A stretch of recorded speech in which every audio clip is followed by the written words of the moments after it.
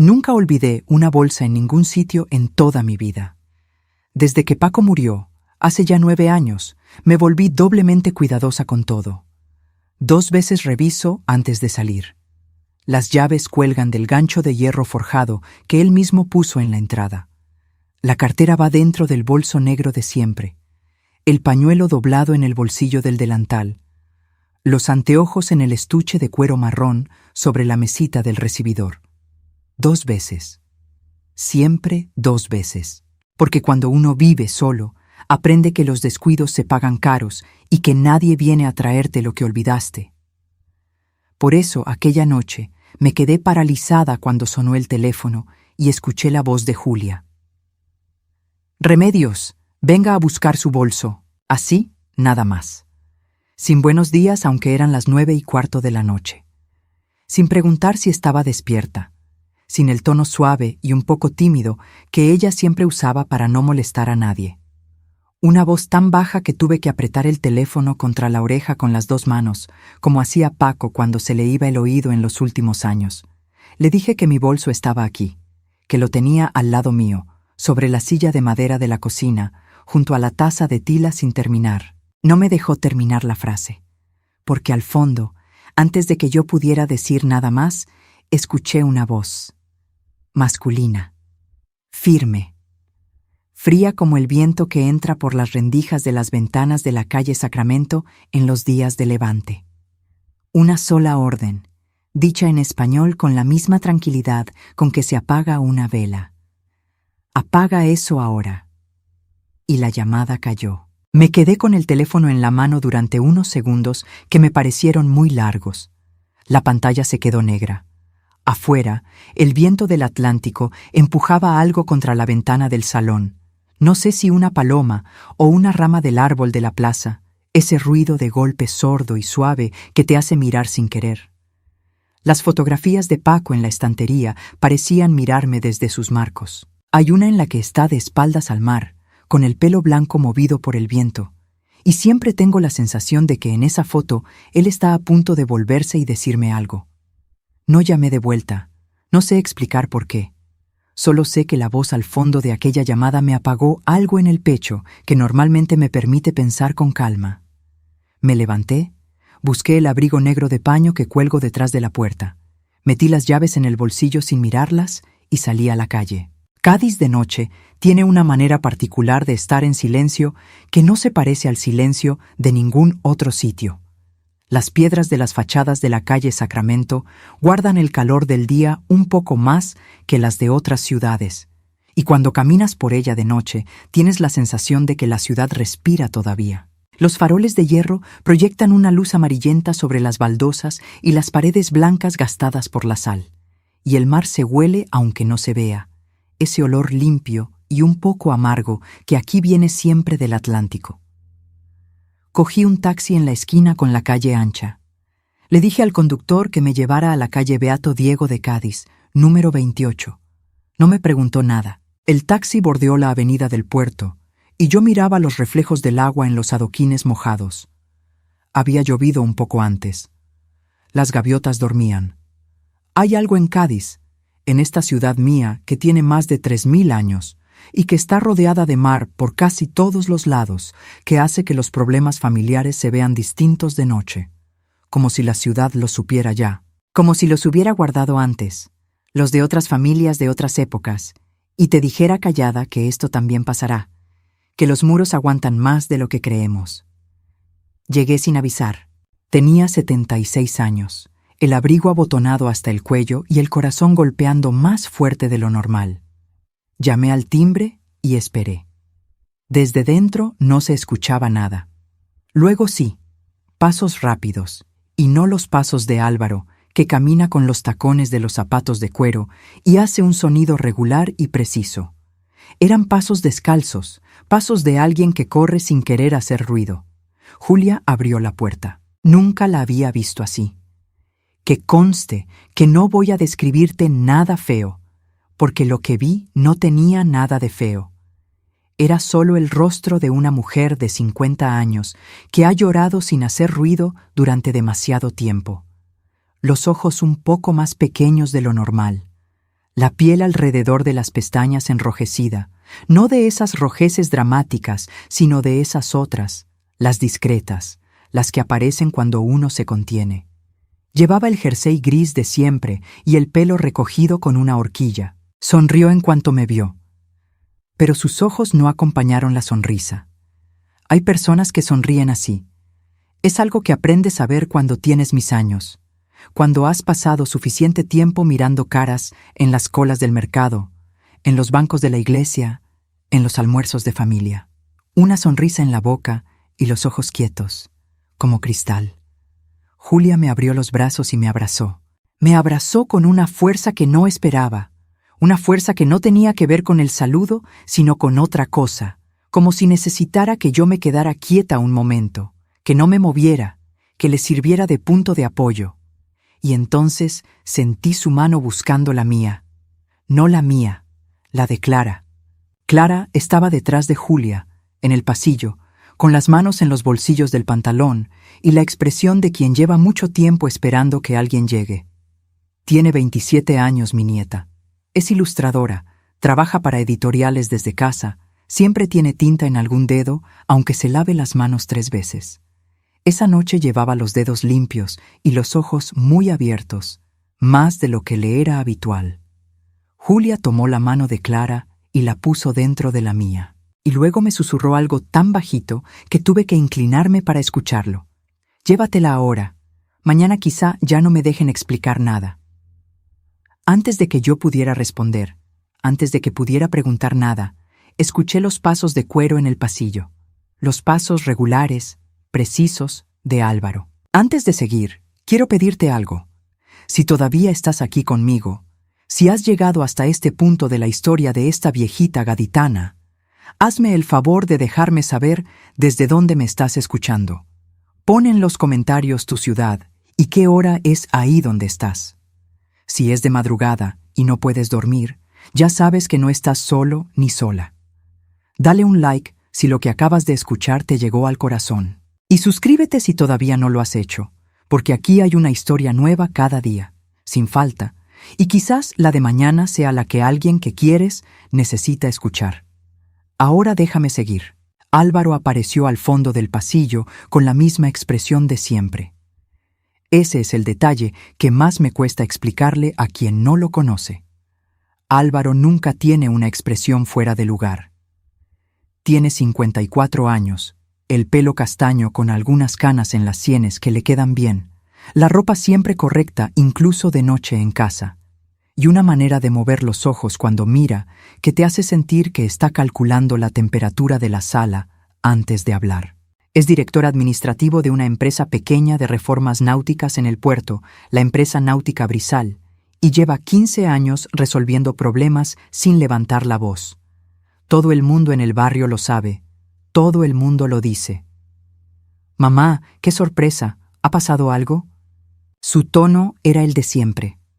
Ligeramente sorprendido, perfectamente amable. El tono de un hombre que ve a su madre aparecer a las 9:30 de la noche en su puerta y se pregunta con genuina educación qué ha motivado la visita. Julia respondió antes de que yo pudiera hacerlo. Dijo que Clara estaba sensible, que necesitaba pasar la noche en casa de la abuela, que ya era tarde y que Remedios había venido a buscarla. Lo dijo todo de un tirón, con una facilidad que me confundió un momento, porque no sonaba a mentira sino a una explicación preparada con anterioridad, una de esas frases que se construyen cuando sabes que vas a necesitarlas. Álvaro me miró. Sonrió. Claro. Clara siempre tan dramática, ya sabes cómo es. Mamá, ¿quiere un café antes de irse? Son casi las 10. Dije que no, que estábamos cansadas, que mañana hablábamos. Lo dije con la voz que uno usa cuando quiere que una conversación termine sin que parezca que la está terminando uno. Álvaro asintió. Besó a Clara en la mejilla. Le dijo que descansara. Le dijo a Julia que no esperara mucho. Nos dijo adiós con la misma tranquilidad con la que se cierra la tapa de un libro antes de apagar la luz. En el taxi de vuelta, Clara no habló. Yo tampoco. Cádiz dormía a los 2 lados de la ventanilla. El taxista tenía puesta la radio muy bajita, una copla antigua que no reconocí, pero que sonaba a cosa vieja y verdadera. Cuando llegamos a la calle Sacramento, Clara subió las escaleras detrás de mí, entró en el apartamento, se sentó en la silla de madera de la cocina y puso las manos alrededor de la taza de tila que yo había dejado sobre la mesa sin terminar. La taza ya estaba fría. Ella la sujetó igual. No habló durante mucho tiempo. Yo me senté frente a ella. Encendí el flexo pequeño de la cocina, el que tiene una pantalla de papel amarillo que Paco compró en un mercadillo de Jerez hace 30 años. Con esa luz, las cosas de la cocina, los platos azules colgados en la pared, las fotografías pegadas al frigorífico con imanes de sitios a los que fuimos en vida de Paco, los tarros de cristal con especias, parecen más cálidas, más propias, como si la luz amarilla las protegiera de algo. Clara levantó los ojos y me miró. «Abuela, hace semanas que mamá me pide que haga cosas que no entiendo». Lo dijo así, sin preámbulo, con la voz de alguien que lleva mucho tiempo guardando exactamente esas palabras en el mismo orden. Me contó despacio. Clara habla despacio cuando habla de verdad, como si pesara cada frase antes de soltarla.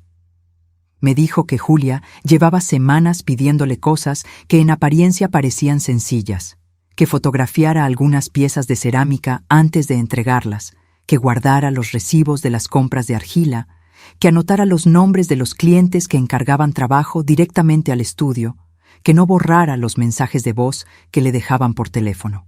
Y una cosa más, la que más me llamó la atención, que nunca, bajo ningún concepto, dejara que Álvaro organizara ciertas cajas del estudio de la calle Rosario. Me quedé mirándola. ¿Y tú sabes por qué? Clara cerró los dedos alrededor de la taza fría. Creo que sí, abuela, creo que sí. Y entonces empecé a recordar cosas que había decidido no recordar. Tengo 76 años y vivo en este apartamento de la calle Sacramento, número 52, desde que Paco y yo nos casamos. Cádiz es mi ciudad. La conozco por el olor antes que por el nombre. El olor de la caleta con el agua más quieta del lado de la bahía, el olor del mercado central con el pescado fresco llegado esa mañana, el olor de la calle ancha cuando las pastelerías abren y el azúcar caliente se mezcla con la humedad del mar. Soy de aquí desde siempre y espero morirme aquí, con las ventanas abiertas al Atlántico y las fotografías de Paco mirándome desde la estantería. Tuve 2 hijos, una hija, Marisol, que vive en Sevilla desde hace 20 años y a quien veo en Navidad y en agosto. Y Álvaro, el pequeño, que se quedó aquí, en Cádiz, que estudió administración de empresas, que montó su vida a 15 minutos de mi casa y que durante 30 años fue el hijo que cualquier madre desearía tener. Correcto. Presente. Nunca olvidaba mi cumpleaños. Me llamaba los domingos.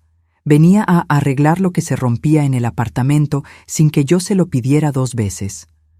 Conoció a Julia en una cena de amigos cuando tenían los 2 30 y tantos.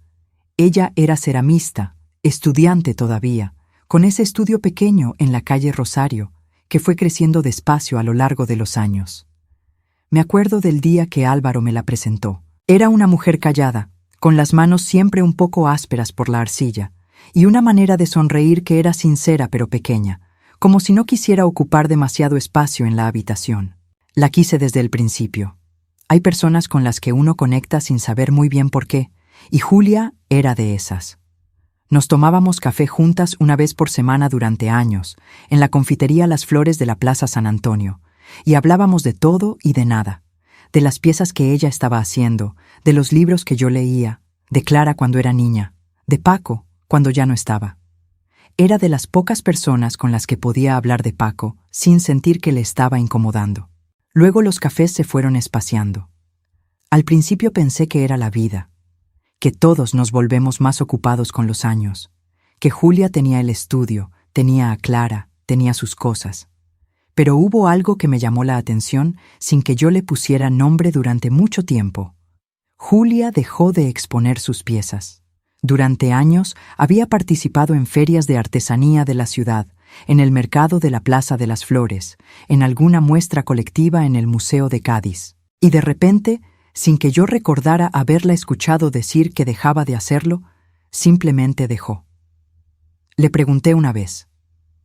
Me dijo que Álvaro pensaba que era más eficiente trabajar por encargo, que las ferias costaban tiempo y dinero y que era mejor concentrarse en los clientes que ya tenían. Me pareció razonable. Álvaro siempre parecía razonable. Hubo otras cosas. En los almuerzos de familia, Julia empezó a dejar que Álvaro terminara sus frases. No de mala manera, no de manera brusca, sino de esa otra forma que es casi amable. Él empezaba a completar lo que ella decía antes de que ella llegara al final, y Julia asentía, y parecía que así era más fácil, que así se entendía mejor. Empezó a decir cosas como lo que Álvaro explicaría mejor que yo, o ya lo cuento Álvaro, que lo recuerda mejor. Empezó a pedir permiso para cosas que antes hacía sola. Salir a tomar algo con Rocío Villalba, su amiga del barrio del Pópulo, ir a una feria de cerámica en Sevilla, cambiar el horario del estudio. Yo lo veía y no le ponía nombre. Porque Álvaro era mi hijo, y era imposible que mi hijo fuera la razón de que Julia pareciera más pequeña cada vez que la veía. Y ahí está el nudo que me aprieta el pecho cuando lo pienso ahora. Lo veía y elegía no verlo. Clara me estaba mirando desde el otro lado de la mesa. «Abuela, ¿me escuchas?» Le dije que sí. Le pregunté qué más me tenía que contar. Me dijo que lo más importante estaba en el estudio, que Julia tenía algo guardado allí, que por eso llamó usando esas palabras, porque desde hacía semanas Álvaro revisaba el teléfono de Julia con la excusa de organizar los contactos del negocio, y ella necesitaba un código que no pareciera código. Le pregunté qué tenía que ver una bolsa con todo eso. Clara sonrió un poco. Una sonrisa pequeña, cansada, de adulta que ha guardado demasiado tiempo un secreto que no era del todo suyo. La cartera de mimbre, abuela. La que tú le dijiste que era especial. Me quedé quieta. La cartera de mimbre. Claro. Hace quizás 4 años, en una tarde de domingo en que Paco ya llevaba un tiempo muerto y yo todavía andaba aprendiendo a estar sola, Julia vino a visitarme al apartamento con una cartera que no había visto antes. Era una cartera antigua de mimbre tejido, con un fuelle lateral de tela de rayas azules y blancas y un fecho de cuero marrón con un botón de latón. La usaba para transportar las piezas pequeñas al estudio, envueltas en retales de tela de algodón para que no se golpearan. Me la enseñó casi sin querer, buscando algo dentro mientras tomábamos el café. Yo la cogí, la miré, la toqué y le dije lo primero que se me vino a la boca. Le dije que una bolsa así guardaba más historias que dinero. Julia se había reído. Una risa genuina. De esas que le salían pocas, pero que cuando salían iluminaban un poco la habitación. Y esa bolsa se había convertido, sin que yo lo supiera, en el código entre Julia y Clara para hablar de algo que no podían nombrar de otra manera. Esa noche me acosté en el sofá del salón porque le di mi cama a Clara. No dormí mucho. Escuchaba el viento en las contraventanas y pensaba en la voz de Álvaro al fondo del teléfono, en los ojos de Julia sin sonrisa, en la mano de Clara dentro de la mía. Pensaba en todas las veces que había elegido no ver lo que estaba delante de mí, porque verlo hubiera significado admitir que mi hijo, el pequeño, el correcto, el que nunca levantaba la voz, podía estar construyendo algo oscuro con mucha paciencia y sin hacer ruido. Soy Remedios Aguilar Carranza. Tengo 76 años, llevo 9 viuda. He vivido en esta ciudad rodeada de mar durante toda mi vida y he aprendido que el Atlántico es honesto. Cuando viene la tempestad, lo anuncia con el olor del agua antes de que se vea el cielo negro. Lo que vino esa noche también tenía olor. Llevaba semanas teniéndolo, y yo lo había confundido con otra cosa. Esa noche, en el sofá con el abrigo de paño sobre los pies porque no encontré la manta a oscuras, entendí que a veces el mayor acto de amor no es proteger a quien te parece indefenso. Es atreverte a ver con claridad a quien crees que conoces de memoria. A mi hijo lo quiero, lo querré siempre. Pero esa noche empecé a separar 2 cosas que había tenido juntas durante demasiado tiempo. Querer a alguien y creerle todo sin mirar.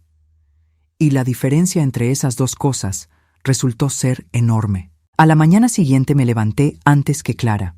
Siempre he sido de madrugar, otra cosa que me quedó de cuando Paco vivía, porque él tenía que estar en el taller de carpintería a las 8 menos cuarto, y yo me acostumbré a que el café estuviera listo cuando él se ponía la chaqueta. Ahora me levanto sola, pero a la misma hora, como si el cuerpo no hubiera aceptado todavía que ya no hace falta. Encendí el hornillo, puse el café de olla, saqué el azúcar del tarro de cristal verde que tiene escrito su nombre en letras pintadas que Paco hizo cuando éramos jóvenes. Me senté en la silla de madera y miré la taza de tila de la noche anterior, todavía en la mesa. La tiré, enjuagué la taza, la puse boca abajo en el escurridor. Afuera, la calle Sacramento estaba empezando su mañana. Escuché el ruido de una persiana levantándose 2 pisos más abajo, el motor de una moto que pasó rápido, las voces de los chicos que van a la escuela por la calle de al lado. Cádiz de mañana es otra ciudad distinta de Cádiz de noche. De noche es quieta y marina y un poco misteriosa. De mañana es ruidosa y salada y viva, como si la ciudad se acordara de que tiene 3000 años de historia y decide celebrarlo siendo bulliciosa. Desde mi ventana de la cocina se ve un trozo de cielo azul entre los tejados y, si el día está despejado, a veces se distingue la Torre Tavira en la distancia. Esa torre de vigía desde la que en otro tiempo los comerciantes gaditanos miraban con telescopios si sus barcos llegaban del mar. Paco decía que esta ciudad siempre había sabido esperar, que había aprendido de los fenicios, que llegaron aquí hace más de 3000 años buscando el final del mundo conocido y encontraron una lengua de tierra entre 2 mares y decidieron quedarse, que había aprendido de los romanos, que construyeron aquí y dejaron piedras que todavía están, que había aprendido de los siglos de comercio con América, cuando los barcos salían cargados y volvían distintos. Cádiz sabe esperar y sabe guardar, decía Paco, y los gaditanos también. Yo pensé en eso esa mañana. Pensé en cuánto habíamos guardado sin darnos cuenta. Clara apareció en la cocina a las 8:30, con el pelo suelto y los ojos de quien no ha dormido del todo, pero ha descansado algo. Le serví café. Le puse en la mesa el pan que había en la bolsa de tela del aparador, el aceite de oliva en la aceitera de cristal, la sal en el salero de porcelana que traje de un viaje a Portugal hace muchos años. Clara comió en silencio unos minutos. Luego levantó los ojos. ¿Vamos al estudio? Le pregunté si Julia sabía que íbamos. Mamá nos está esperando. Quedamos antes de que te llamara anoche. Ella abre a las 10, pero entra antes para preparar el horno. Me bebí el café de un tirón. Cogí el abrigo del gancho de la entrada. Comprobé 2 veces que llevaba las llaves. La calle Rosario está a 10 minutos andando desde la calle Sacramento si uno va despacio. Ese día fuimos despacio. El casco antiguo de Cádiz tiene esa virtud. Te obliga a ir a tu ritmo porque las calles son estrechas y los adoquines son irregulares y a cada paso hay algo que te invita a detenerte. Un portal con una reja de hierro forjado que deja ver un patio interior con una fuente. Una fachada pintada de blanco tan gastada por el salitre que la pintura tiene una textura casi suave, como tela. Una maceta colgada en una ventana con una planta que florece, aunque no sepa cómo.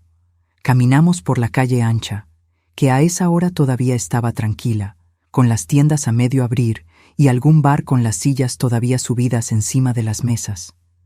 Doblamos hacia el interior del casco histórico, por calles que se vuelven más silenciosas y más umbrías, donde el olor a humedad y a piedra vieja se mezcla con el de las panaderías que todavía hornean a esas horas. Clara caminaba a mi lado con las manos en los bolsillos. No hablaba. Yo tampoco. Pensaba en Julia. Pensé en los años que la había conocido. Julia Peralta Sainz era una mujer de manos ásperas y voz suave que había construido su arte con una paciencia que yo siempre había admirado. La cerámica no es un arte de impaciencias. Necesita tiempo en cada etapa, tiempo para preparar la arcilla, tiempo para dar forma, tiempo para secar, tiempo en el horno, tiempo para el esmalte.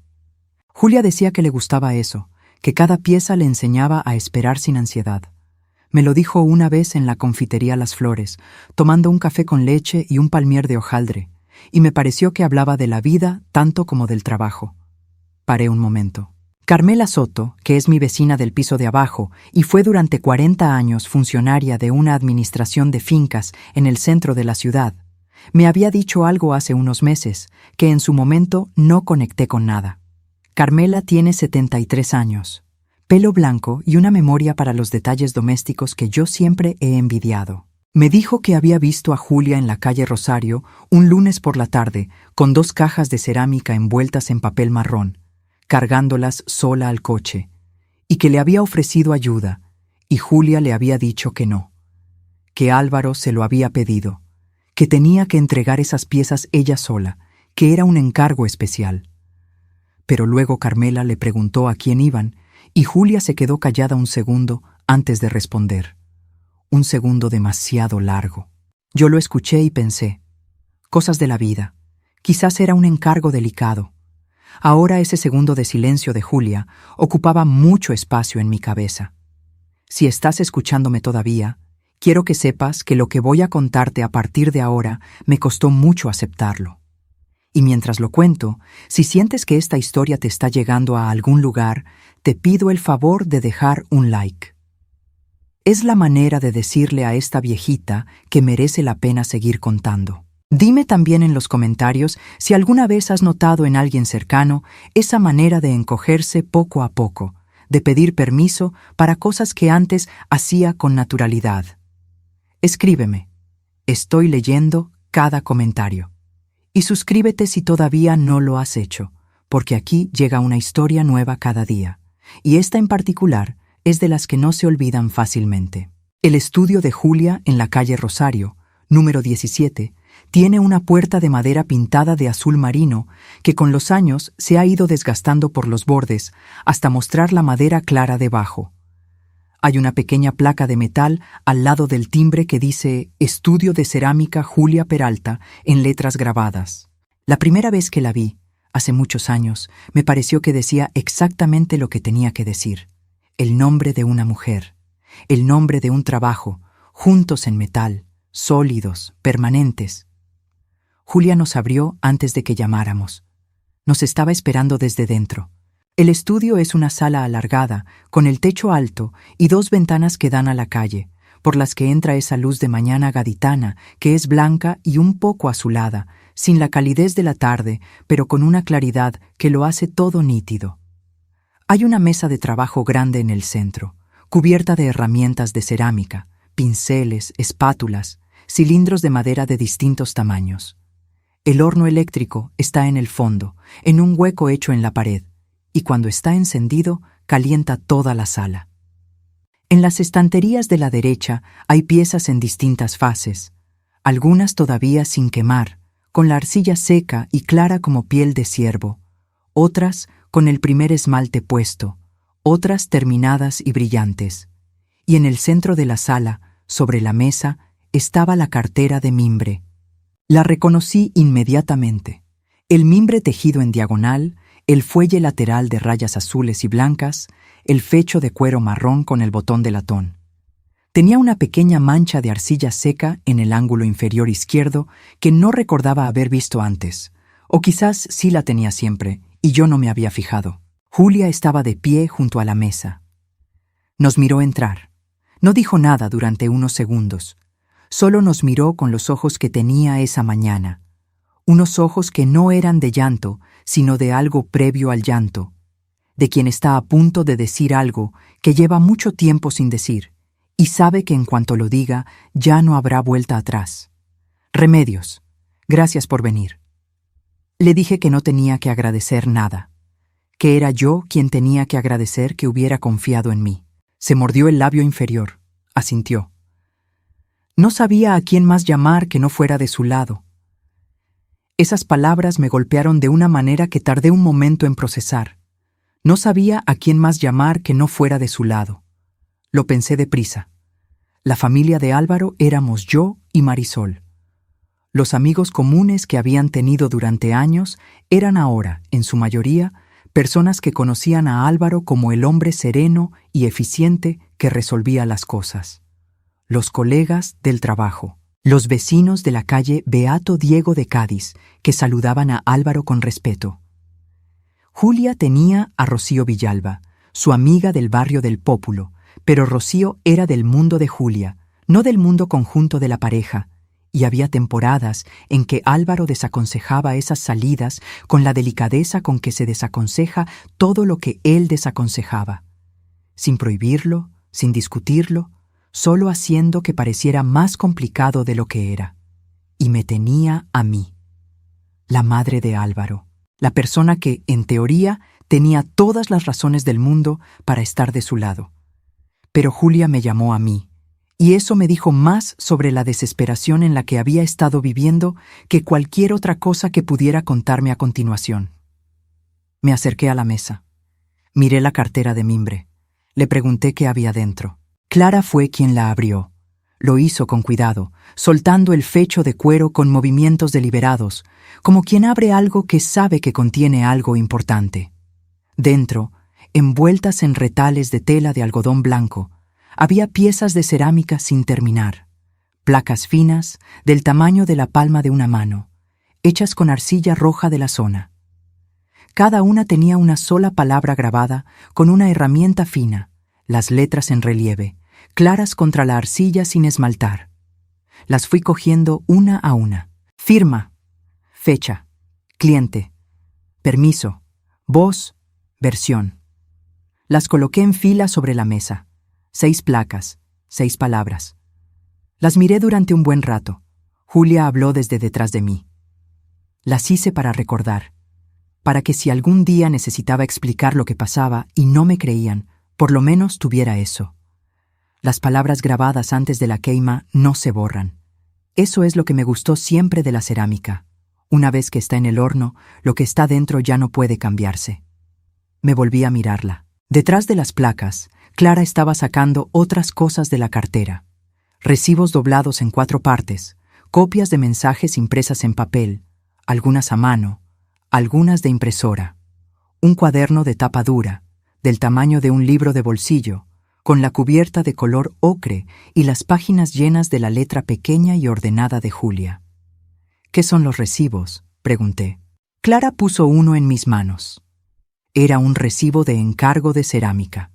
Fecha, nombre de cliente, descripción de la pieza pedida, precio acordado, forma de pago. Todo perfectamente ordinario, excepto por una cosa.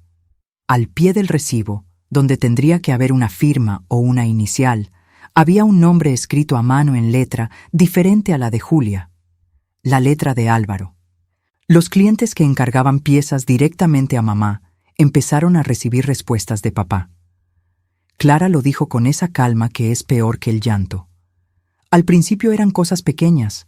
Él decía que gestionaba la parte administrativa, que era más eficiente, que mamá se podía concentrar en el trabajo creativo. Y los clientes no sabían que mamá no estaba en esa parte de la conversación. Pensaban que era el sistema de la pareja, como cuando un estudio tiene recepcionista. Julia se había sentado en el taburete alto junto a la mesa de trabajo. Tenía las manos juntas en el regazo. Empecé a darme cuenta cuando una clienta me llamó directamente al móvil para agradecerme una cosa que yo no recordaba haber dicho. Una cosa sobre el plazo de entrega. Fue tan específica que anoté las palabras exactas y luego busqué si yo las había escrito en algún sitio. No las encontré en ningún mensaje mío. Eran de Álvaro, respondiéndole a ella como si fuera yo. Me senté en el borde de la mesa porque mis piernas necesitaban apoyo. ¿Le preguntaste? Sí, me dijo que era para ahorrarme trabajo, que tenía mucho que hacer con el horno y las piezas, que era normal que él gestionara la agenda, que me estaba ayudando. La manera en que dijo esa última frase me dejó sin respuesta un momento, que me estaba ayudando.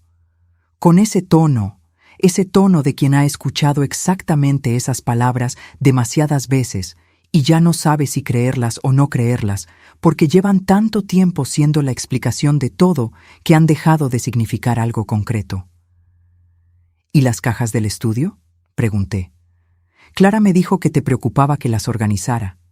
Julia cogió el cuaderno ocre de la mesa. Aquí tengo anotado todo.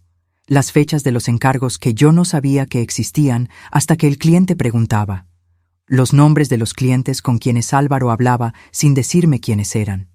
Los días en que él venía al estudio y revisaba las cajas de materiales, yo empecé a notar que faltaban cosas. No herramientas, no materiales caros, sino papeles, contratos de encargo firmados, facturas viejas, correspondencia con galerías de otros años. Abrió el cuaderno por la última página. La letra era más pequeña que en el resto, más apretada, como si hubiera querido decir mucho en poco espacio. Me lo acercó y leí. Si Álvaro cuenta que estoy confundida, que Clara está exagerando o que Remedios no entiende, miren mis manos. Todavía sé hacer belleza, solo dejaron de dejarme firmarla. Lo leí 2 veces. 3. Fuera, en la calle Rosario, pasó alguien con un carrito de la compra cuyos ruedines sonaban sobre los adoquines. Una gaviota gritó en algún tejado cercano. El horno eléctrico del fondo zumbaba suavemente, calentándose para el trabajo del día. Puse el cuaderno sobre la mesa muy despacio. Pensé en Álvaro. Pensé en cómo lo conocía. Pensé en los 30 años de corrección, de presencia, de llamadas los domingos, de arreglos en el apartamento sin pedírselo. Y pensé en algo que Esteban Almeda, que fue asesor jurídico antes de jubilarse y vive en la calle Sopranis desde siempre, me había dicho una vez cuando hablábamos de un caso que había visto en sus años de trabajo, que las formas más difíciles de controlar son las que no se ven desde fuera porque están disfrazadas de eficiencia, de cuidado, de organización, de ayuda, que el mayor problema no es el daño que se hace, sino la versión de la realidad que se construye alrededor para que el daño parezca normalidad. No le puse nombre a lo que tenía delante. No soy psicóloga ni abogada.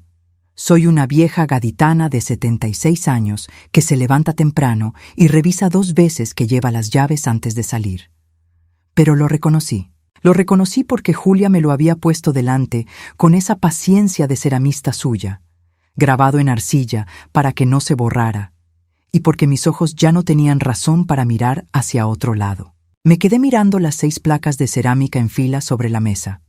Firma, fecha, cliente, permiso, voz, versión, 6 palabras, 6 cosas que Julia había dejado de poder decidir sola, sin que nadie se lo explicara claramente, sin que nadie levantara la voz, sin que hubiera un momento en que todo fuera distinto a la vez. Solo ese proceso lento, gradual, casi imperceptible, de ir cediendo espacio, hasta que un día miras alrededor y descubres que el espacio que queda es muy pequeño y la salida no se ve bien desde donde estás. Antes de que pueda seguir contándote lo que pasó después, necesito tomar un aliento, porque esta parte de la historia es la que más me ha costado cargar.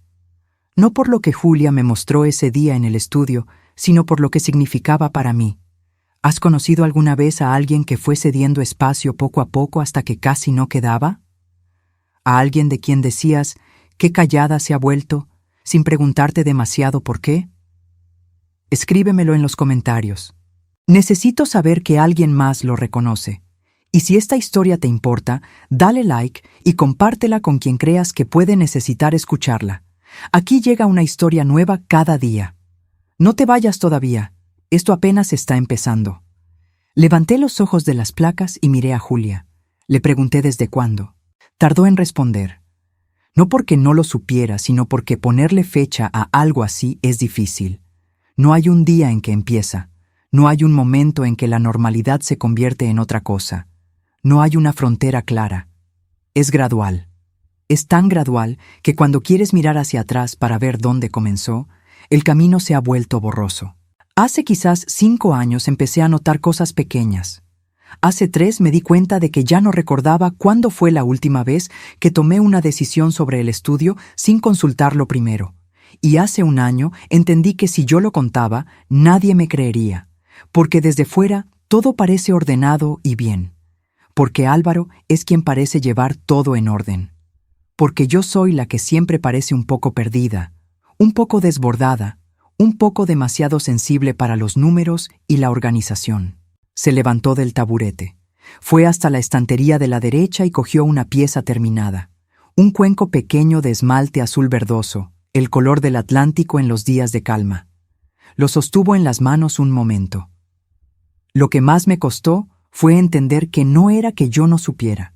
era que me habían convencido de que no sabía. Clara estaba de pie junto a la ventana, con los brazos cruzados y los ojos en la calle. Tenía la expresión de alguien que ya lo sabe todo hace tiempo y ha estado esperando que alguien más llegue para no tener que cargarlo sola. Le pregunté a Julia si Álvaro sabía que yo estaba aquí. Todavía no, pero lo sabrá pronto, cuando llame al estudio y yo no coja, o cuando le llegue algo de los clientes que no pase por él. Tiene sus maneras de saberlo. ¿Qué vas a hacer? Me miró. Miró las placas de cerámica en fila sobre la mesa. Lo que llevo meses preparando para poder hacer. Pasó la mano por encima de las placas sin tocarlas, como si las bendijera o las contara. Tú me ayudaste sin saberlo, Remedios. El día que me dijiste que una bolsa así guarda más historias que dinero, me diste el único escondite que Álvaro no pensó en mirar, porque para él la cartera de mimbre es una bolsa de ceramista, una cosa de Julia, sin importancia administrativa. El sol de la mañana había subido y entraba ya por las 2 ventanas de la calle Rosario con más fuerza, iluminando el polvo fino que siempre flota en los estudios de cerámica. Esa nube casi imperceptible de arcilla molida que se asienta sobre todas las superficies y da a la luz una textura granulada, como si el aire fuera sólido. Me quedé mirando esa luz. Pensé en Paco. Pensé en lo que Paco me hubiera dicho si estuviera aquí. Probablemente hubiera dicho algo corto y práctico, como hacía siempre cuando las cosas se complicaban. Algo como, empieza por lo que puedes hacer hoy. Recogí los recibos de la mesa. Recogí las copias de los mensajes. Recogí el cuaderno ocre. ¿Tienes más cosas guardadas en algún otro sitio que no sea la cartera? Julia asintió. En el teléfono. Clara tiene copias. Clara se apartó de la ventana. Sacó el teléfono del bolsillo y me lo enseñó. Una carpeta de imágenes con recibos fotografiados, capturas de pantalla de conversaciones, registros de llamadas, fechas, nombres, cantidades. Empezamos hace 4 meses, dijo Clara, cuando mamá me explicó lo que estaba pasando. Yo no lo veía todo desde fuera. Venía a comer, veía a papá siendo papá de siempre, veía a mamá siendo mamá de siempre, pero más callada. Hasta que un día mamá me llamó al móvil desde el estudio, un miércoles por la tarde, y me habló en voz muy baja, como si tuviera miedo de que hubiera alguien escuchando al otro lado de la puerta. Se quedó mirando el teléfono en su mano. Ese día entendí que lo que veía desde fuera no era lo que había dentro. Me senté en el taburete que Julia había dejado libre. Tenía 76 años y llevaba muchos de ellos creyendo que conocía bien a mi hijo. Conocía su manera de hablar, su manera de organizarse, su manera de aparecer cuando se le necesitaba. Conocía su corrección y su eficiencia y esa serenidad suya que todos admiraban. Lo que no conocía, lo que había elegido no ver durante demasiado tiempo, era lo que esa serenidad construía cuando nadie miraba. La manera en que una persona puede organizar el mundo de otra con tanta paciencia y tanta suavidad, que la otra persona termina sin poder distinguir entre lo que quiere y lo que le han ido dejando querer. Paco hubiera dicho, empieza por lo que puedes hacer hoy. Hoy podía escuchar. Hoy podía guardar. Hoy podía estar en este estudio de la calle Rosario con estas 2 mujeres, mi nuera y mi nieta, y dejar que la verdad ocupara el espacio que le correspondía antes de que alguien llegara y volviera a reducirla. Le dije a Julia que íbamos a necesitar hablar con Esteban Almeda. Le dije que íbamos a necesitar hablar también con Carmela Soto, que había trabajado 40 años en administración de fincas y sabía más de papeles y registros que nadie que yo conociera. Le dije que íbamos a hacer esto con calma y con orden. Le dije, finalmente, lo que necesitaba que supiera antes de seguir. No vine aquí a defender a mi sangre contra ti. Vine a impedir que mi sangre borre tu nombre. Julia me miró durante un momento que pareció largo.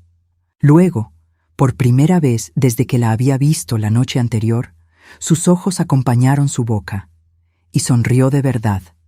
Esteban Almeda vive en la calle Sopranis, desde hace más de 40 años, en un primer piso con balcón que da a la calle y que en verano tiene geranios rojos en las jardineras, y en invierno tiene las macetas vacías, pero los geranios guardados dentro, en el salón, porque Esteban dice que los geranios son como las personas mayores, que no soportan bien el frío, pero que con un poco de cuidado aguantan más de lo que uno esperaría. Lo conozco desde los tiempos en que Paco y él jugaban al dominó los viernes por la tarde en el bar Los Balcones de la Plaza de Mina. Fue asesor jurídico durante 32 años, especializado en derecho civil y mercantil, y se jubiló hace 6 años con la cabeza llena de casos y la agenda llena de personas que todavía le llamaban para pedirle consejo, aunque ya no ejerciera.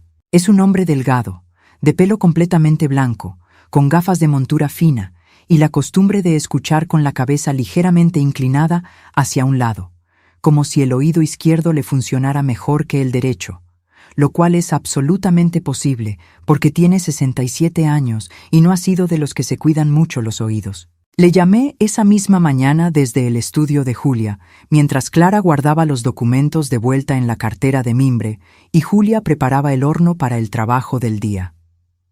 Esteban contestó al segundo tono, como siempre.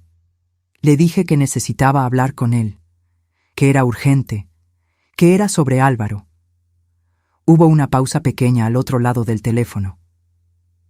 ¿Cuándo quieres venir? Le dije que esa tarde si podía ser. A las 5. Tengo café recién hecho a las 5. Así de sencillo. Así de Esteban. Antes de dejar el estudio, Julia me tomó del brazo. Lo hizo con suavidad pero con firmeza, como cuando se sujeta a algo que uno teme que se caiga. Remedios. Álvaro va a llamar esta mañana. Va a preguntar dónde está Clara. Yo le voy a decir que está contigo, que se quedó a dormir porque estaba cansada del trabajo. Él va a aceptarlo porque no tendrá otra opción de momento. Pero esta tarde, cuando no lo escuche de ti directamente, empezará a sospechar que algo ha cambiado. Le pregunté qué quería que hiciera si llamaba. Dile la verdad de lo que sabes, que Clara está contigo, nada más. No le expliques nada más. Asentí. Y una cosa más, dijo Julia. Me miró con esos ojos que esa mañana estaban distintos a los de la noche anterior, más fijos, más decididos, como si haber puesto la cartera de mimbre sobre la mesa del estudio y haber dejado que yo la abriera hubiera cambiado algo en el peso que cargaba. Si él viene a buscarte a ti, a hablar contigo en el apartamento, escúchalo. Escucha todo lo que diga y recuerda exactamente cómo lo dice. Lo dije en voz alta para entenderlo. Escucha cómo lo dice. Julia asintió. La manera en que cuenta las cosas es parte de la historia. Salimos del estudio de la calle Rosario con la cartera de mimbre bajo el brazo de Clara y el sol de media mañana ya encima de los tejados del casco antiguo. En Cádiz, la luz de media mañana tiene una calidad particular. Es blanca y plana y llega desde el mar, sin sombras largas todavía, y hace que los colores de las fachadas, el blanco gastado, el ocre, el azul desvaído de alguna persiana, parezcan más vivos que en cualquier otra hora del día. Caminamos hacia la calle Sacramento sin hablar mucho. Clara llevaba la cartera con los 2 brazos, apretada contra el pecho, como se llevan las cosas que tienen valor. Llegamos al apartamento, subimos las escaleras. Puse el café de olla otra vez porque el de la mañana ya estaba frío, y porque el café es una manera de darle estructura a los momentos en que la estructura no existe. Mientras lo hacía, sonó el teléfono. Álvaro. Cogí el auricular. Le dije buenos días. Le dije que Clara estaba aquí, que había dormido bien, que estaba desayunando. Le dije que nos habíamos quedado hablando hasta tarde, que a veces las abuelas y las nietas necesitan eso. Usé el tono más ordinario que pude, el tono de una madre de 76 años que habla con su hijo un martes por la mañana sin nada especial en mente. Álvaro dijo que menos mal, que le había preocupado no saber dónde estaba Clara, que Julia le había dicho que estaba conmigo, pero que se le había olvidado preguntarme yo si estaba bien, que cómo estaba yo, que si necesitaba algo. Lo dijo todo con esa voz suya, esa voz que es exactamente la temperatura correcta para cada momento. Ni demasiado caliente ni demasiado fría, perfectamente calibrada. Estoy bien, le dije. Gracias por preguntar. Hubo una pausa brevísima. Mamá, ¿está todo bien? Le dije que sí, que estaba un poco cansada de haber dormido en el sofá, nada más. Otra pausa. ¿Ha pasado algo con Julia? Le dije que no, que todo estaba bien, que era solo que Clara quería estar con la abuela, que esas cosas pasaban. Escuché que respiraba. No una respiración alterada, sino una de esas respiraciones que son una manera de pensar antes de hablar. De acuerdo, mamá. Cuídate. Cualquier cosa me llamas. Colgó. Me quedé con el auricular en la mano un momento. Recordé lo que Julia me había dicho esa mañana. Recuerda exactamente cómo lo dice. Y pensé que lo que acababa de pasar era exactamente eso. Una conversación en la que nada había sido dicho y todo había sido comunicado. La pregunta doblada dentro de otra pregunta. La duda deslizada dentro de la preocupación. Un hombre que no preguntaba directamente lo que quería saber porque no necesitaba hacerlo, porque había aprendido a conseguir la información que necesitaba sin tener que pedirla de manera directa. Llevaba 30 años sin ver eso. O quizás llevaba 30 años sin querer verlo. Antes de que te cuente lo que pasó esa tarde con Esteban, quiero pedirte que te quedes conmigo. Sé que esto es denso, sé que hay cosas en esta historia que pesan, pero sé también que si estás aquí todavía es porque algo en todo esto te resuena, y eso es importante. Ponme en los comentarios dónde estás y qué hora es ahí donde estás. Ponme también si alguna vez has tenido que escuchar a alguien que te quería explicar algo difícil sobre otra persona a quien también querías. Esa posición, estar en medio, es una de las más pesadas que existen. Cuéntamelo.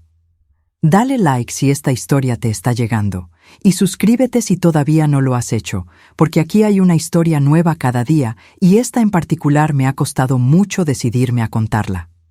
Ahora sigo. Esteban me abrió la puerta a las 5 en punto con el olor a café recién hecho saliendo por el pasillo antes que él. Su apartamento de la calle Sopranis es el de un hombre que ha pasado mucho tiempo entre papeles. Hay estanterías en todas las paredes del salón, llenas de libros ordenados por tema, con pequeñas etiquetas escritas a mano en el borde de cada balda indicando el contenido. Hay una mesa de trabajo junto a la ventana del balcón cubierta de carpetas, un fichero metálico junto a la pared, 2 sillas de madera frente a la mesa. Es el salón de alguien que nunca dejó de trabajar del todo, aunque ya no lo llamen trabajo. Nos sentamos los 3, Clara, Esteban y yo, alrededor de la mesa del salón. Esteban puso el café en unas tazas de porcelana blanca con el borde dorado, ese tipo de tazas que ya casi nadie tiene y que él conserva porque son las de siempre. Puso también un plato con galletas de mantequilla que nadie tocó. Clara puso la cartera de mimbre sobre la mesa. La abrió. Sacó los documentos, los recibos, las copias de mensajes, el cuaderno ocre. Los colocó en orden frente a Esteban, que los miró sin tocarlos todavía, con las manos juntas sobre la mesa y la cabeza ligeramente inclinada hacia la izquierda. Le explicamos todo desde el principio. Hablé yo primero, con lo que Julia me había contado. Luego habló Clara, con lo que ella había visto y guardado durante 4 meses. Esteban escuchó sin interrumpir. Cuando terminamos, cogió el primer recibo. Lo leyó despacio. Cogió el segundo. Cogió el cuaderno ocre. Lo abrió por la primera página. Fue pasando hojas con movimientos lentos y cuidadosos. Tardó en hablar. Cuando lo hizo, su voz tenía el tono de los hombres que han pasado muchos años viendo cosas difíciles y han aprendido a no reaccionar antes de pensar. Lo que me estáis describiendo tiene nombre en términos jurídicos. Se llama apropiación de identidad profesional cuando se hace en el ámbito de un negocio o una actividad artística registrada. Si Álvaro respondía a clientes como si fuera Julia, y si los clientes no sabían que no era Julia quien respondía, y si de ello se derivó algún beneficio económico o algún perjuicio para la actividad de Julia, eso tiene implicaciones legales que pueden documentarse. Hizo una pausa. Pero lo más importante ahora mismo no es el nombre que tiene. Lo más importante es lo que vais a hacer con estos documentos. Le pregunté qué quería decir. Quiero decir que antes de dar ningún paso formal, Antes de hablar con nadie más, antes de presentar nada en ningún sitio, Julia necesita tener todo esto organizado, fechado y en un lugar que Álvaro no controle. ¿Tiene copias en algún sitio que no sea el estudio ni la casa? Clara levantó el teléfono. En la nube, con contraseña que papá no conoce. Esteban asintió. Bien. Eso es lo primero. Lo segundo es esto. Si Álvaro sospecha que Julia está haciendo algo con esta información, puede intentar neutralizarlo antes de que ella pueda usarlo. Y la manera más efectiva que tiene de hacerlo es construir una versión de Julia que la haga parecer inestable, confundida o injusta. ¿Entendéis a qué me refiero? Clara bajó los ojos. Sí, entendía. Yo también entendía. La credibilidad de Julia depende de que actúe primero y con documentación. No de que acuse, no de que confronte, de que documente, registre y establezca ante personas externas, clientes, proveedores, instituciones si es necesario, que Julia Peralta Sainz es la única firma legítima de su trabajo. Me quedé mirando el cuaderno ocre sobre la mesa. ¿Y si él ya ha empezado a construir esa versión? Esteban me miró por encima de las gafas. Entonces, tenemos que ir más rápido que esa versión, y podemos hacerlo. Salimos del apartamento de la calle Sopranis cuando el sol ya estaba bajando hacia el mar y la luz de Cádiz se volvía dorada y un poco rosada, esa luz del fin de la tarde gaditana que hace que las paredes blancas parezcan de miel. Clara llevaba la cartera apretada contra el pecho.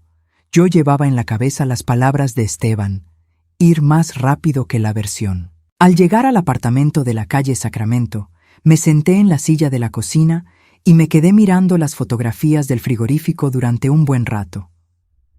Hay una de Álvaro de pequeño, de cuando tenía quizás 8 años, en la playa de La Caleta, con el bañador azul y la mano levantada hacia la cámara, sonriendo con todos los dientes. Hay otra de cuando se casó con Julia, los dos de pie delante de la iglesia de San Antonio, ella con un vestido sencillo color marfil y él con el traje gris que guardó años en una funda de plástico en el armario.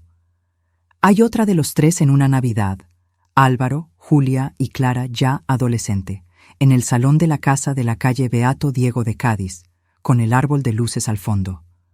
Las miré todas. Pensé en lo que significa conocer a alguien.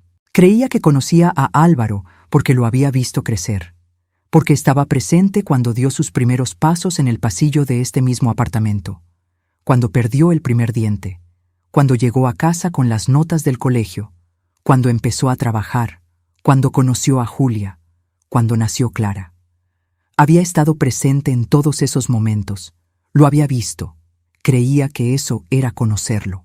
Pero Paco me dijo una vez, en una de esas conversaciones que se tienen de noche cuando ya no hay prisa para nada, que conocer a alguien no es haber estado presente en los momentos grandes, es saber qué hace esa persona cuando cree que nadie mira. Yo no había mirado, no porque no pudiera, sino porque había decidido, sin saberlo exactamente, que no necesitaba hacerlo. Esa noche, mientras Clara dormía en mi cama por segunda vez y yo volvía al sofá del salón con el abrigo de paño sobre los pies, Carmela Soto llamó al timbre. Carmela tiene la costumbre de aparecer a horas inesperadas con alguna excusa doméstica, que si me sobra un poco de azúcar, que si tienes la tele muy alta y no escucho bien la mía desde abajo, que si he visto pasar al fontanero porque en mi cuarto de baño hay algo que suena raro. Son pretextos, y los dos lo sabemos, y los dos lo aceptamos, porque Carmela es de las personas que necesitan que le abran la puerta para entrar en lugar de simplemente llamar y preguntar cómo estás. Le abrí. Entró. Se sentó en la silla de la cocina que yo acababa de dejar libre. Miró la mesa, miró el sofá con el abrigo de paño, miró hacia el pasillo donde estaba cerrada la puerta de mi cuarto. ¿Está clara? Le dije que sí. He visto vuestras luces toda la tarde, y luego las de Esteban cuando subisteis. Le pregunté si sabía algo. Carmela tiene esa manera de los gaditanos veteranos de contar las cosas, con un preámbulo, con un rodeo, con la información llegando al final después de que los bordes estén bien puestos. Pero esa noche no usó preámbulo. Remedios. Hace 3 semanas vino al edificio un hombre a preguntar por Julia. No en el estudio, aquí, en este edificio.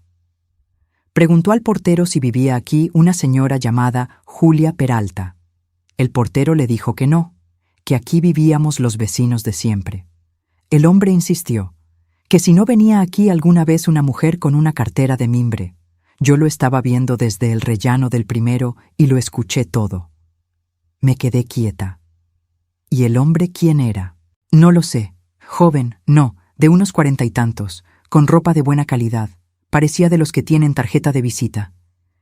¿Y qué hizo cuando el portero le dijo que Julia no vivía aquí? Se fue, pero primero sacó el teléfono y escribió algo. Y antes de irse miró hacia arriba, hacia las ventanas, como hace la gente cuando está buscando algo que no sabe exactamente dónde está. Carmela me miró con esa mirada suya que es directa y un poco inquisitiva, la mirada de 40 años gestionando expedientes y sabiendo que los detalles importan. ¿Tiene que ver con lo que está pasando? Le dije que no lo sabía todavía, que quizás sí. Carmela asintió. Se levantó, fue hacia la puerta y antes de abrirla se volvió. Remedios, si necesitas que yo recuerde exactamente lo que vi, lo recuerdo. Tengo buena memoria para las cosas que importan. Lo dije en voz baja. Gracias. No hay de qué. Somos vecinas de 30 años. Cerró la puerta con suavidad. Me quedé sola en la cocina. El reloj de pared marcaba las 11:15. Afuera, el viento del Atlántico había vuelto. Ese viento que en Cádiz llaman levante, y que entra por todas las rendijas y hace que las ventanas vibren levemente, un sonido continuo y suave como una respiración muy grande. Las fotografías de Paco en la estantería del salón estaban en penumbra. El flexo pequeño de pantalla amarilla proyectaba su círculo de luz sobre la mesa vacía. Pensé en la cartera de mimbre. Pensé en el hombre de 40 y tantos años que había venido a preguntar por Julia 3 semanas antes. Un hombre que Álvaro podría haber enviado.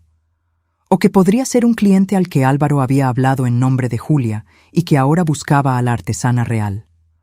O que podría ser otra cosa completamente que yo todavía no era capaz de ver.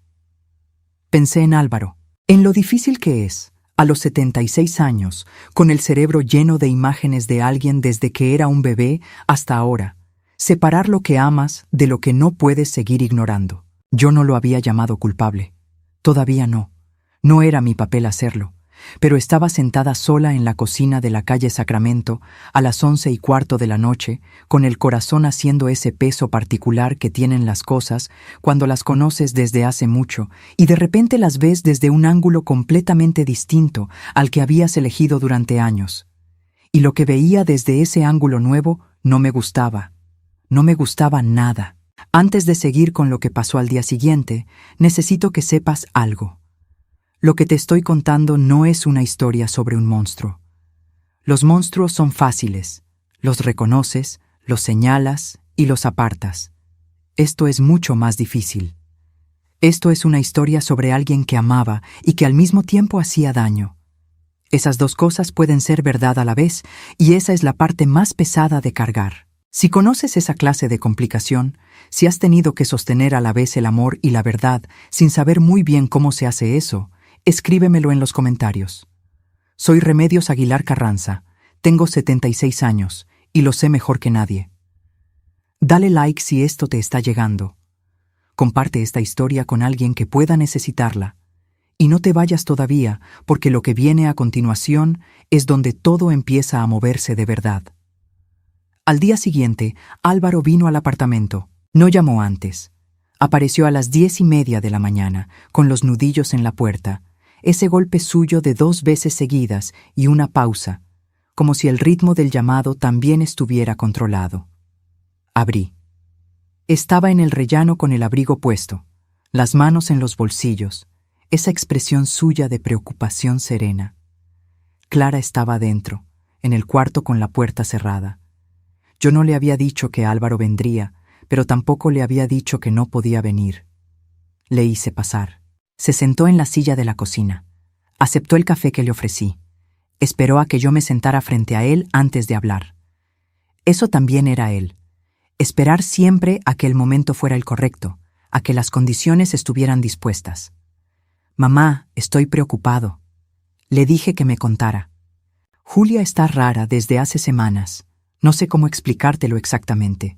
Dice que está bien, pero luego hace cosas que no tienen sentido, guardando papeles del estudio en sitios raros, pidiendo a Clara que le fotografíe las piezas como si creyera que alguien se las va a robar, llamándote a las 9 de la noche con excusas de bolsos. Se detuvo. Levantó los ojos hacia mí. Mamá, me tiene preocupado su estado de ánimo. Creo que está pasando por algo difícil y no quiere contármelo. Lo escuché todo. Recordé lo que Julia me había dicho. Recuerda exactamente cómo lo dice. La manera en que cuenta las cosas es parte de la historia.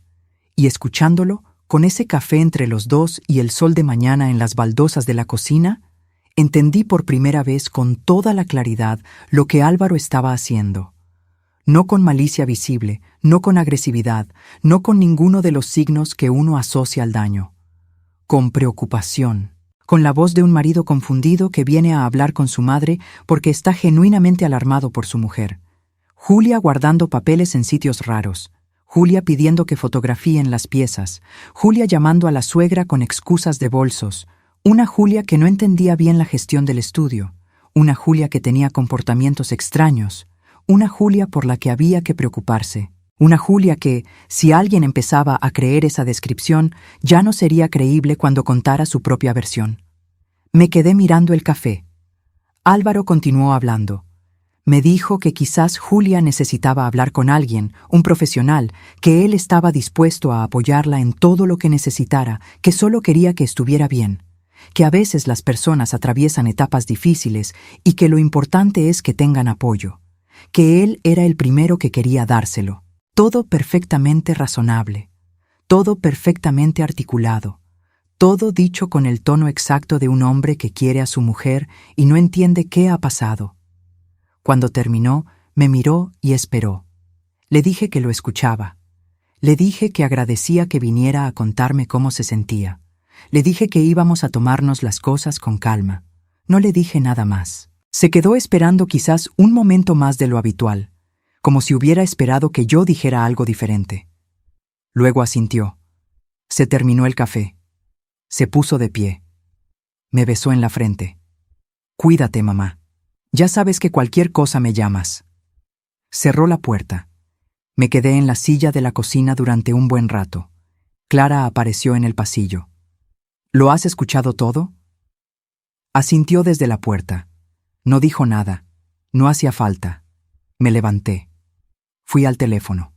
Llamé a Rocío Villalba. Rocío Villalba tiene 46 años y una loja de cerámica en el barrio del Pópulo que se llama Tierra y Mar, en la calle Mesón, un local estrecho y largo con las paredes cubiertas de piezas de diferentes artesanos de la zona, y una luz de interior que Rocío cuida con mucho detalle, porque dice que la cerámica tiene que verse con la luz correcta o pierde la mitad de lo que es. Es amiga de Julia desde hace 12 años, desde antes de que Álvaro y Julia se casaran, desde los tiempos en que las dos compartían un mercadillo artesanal en la Plaza de las Flores los primeros domingos de cada mes. La conocí hace años de oídas, por Julia, y la había visto alguna vez en los almuerzos familiares antes de que esos almuerzos se fueran espaciando.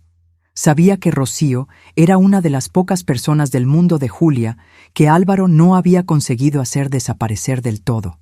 Quizás porque Rocío tenía su propio negocio y su propio mundo y no dependía de ninguna versión de la historia que Álvaro pudiera construir. Cuando llamé, contestó a la primera. Le dije quién era. Le dije que necesitaba hablar con ella sobre Julia, que era urgente, que no podía explicarlo todo por teléfono. Hubo una pausa.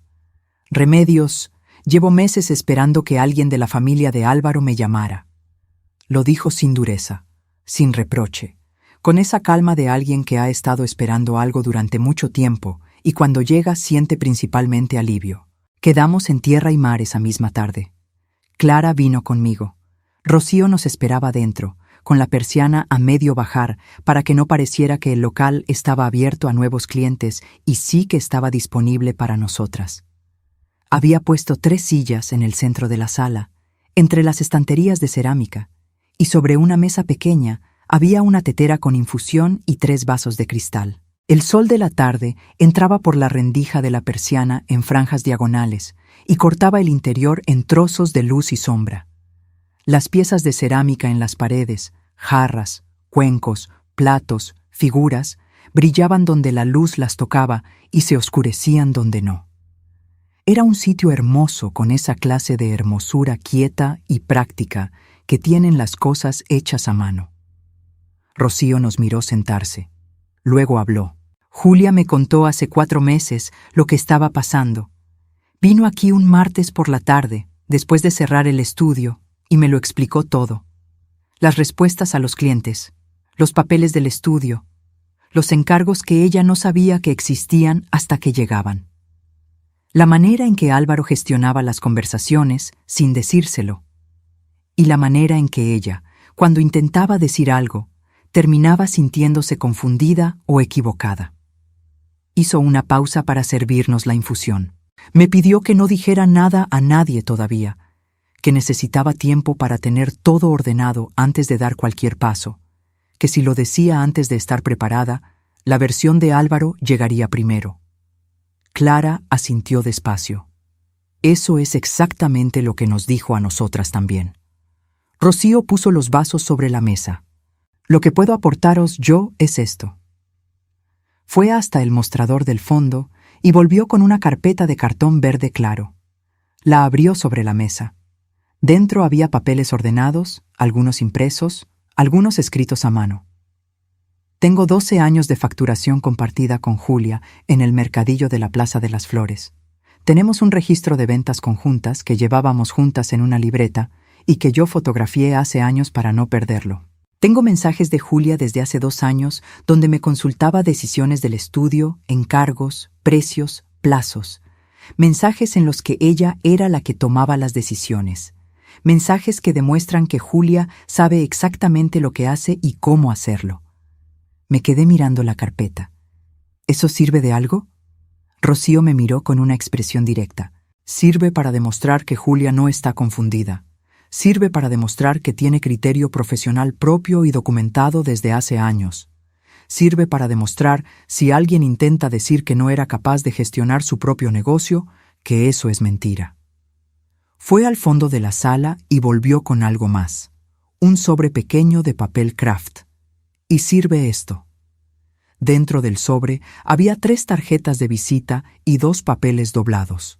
3 clientes que me contactaron a mí, porque me conocían del mercadillo, para preguntarme si sabía algo de Julia Peralta, porque las respuestas que recibían del estudio en los últimos 2 años no les sonaban como Julia. Un cliente de Algeciras que encargó una serie de piezas para una restauración y que me dijo que quien respondía a sus preguntas técnicas sobre los esmaltes claramente no era ceramista. Uno de Jerez que dijo que los plazos de entrega que le daban por escrito no correspondían a los que Julia le había prometido de palabra. Y uno de Sevilla que llevaba años encargando trabajo a Julia y que me preguntó si Julia había delegado el estudio en alguien porque ya no reconocía su manera de hablar de las piezas. Me senté un poco más derecha en la silla.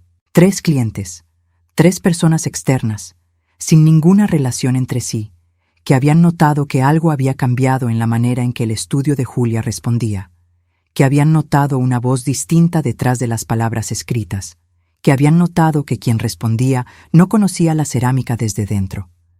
¿Están dispuestos a decirlo si hace falta?, pregunté. Lo pregunté. Los 3 dijeron que sí, que no tenían nada que perder y que si Julia necesitaba que dijeran lo que habían visto, lo dirían. Si todavía estás aquí conmigo, quiero hacer una pausa un momento, porque lo que acabo de contarte es algo que me parece importante que entiendas. La verdad, a veces no llega de golpe.